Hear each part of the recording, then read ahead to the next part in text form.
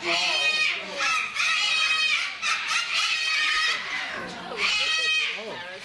we have.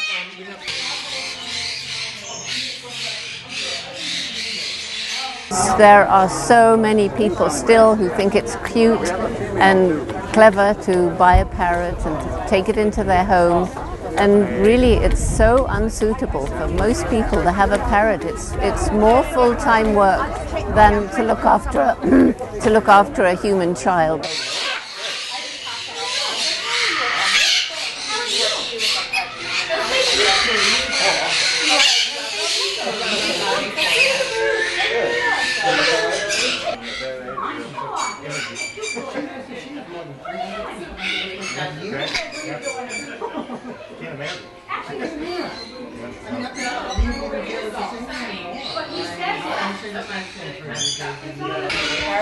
Parrot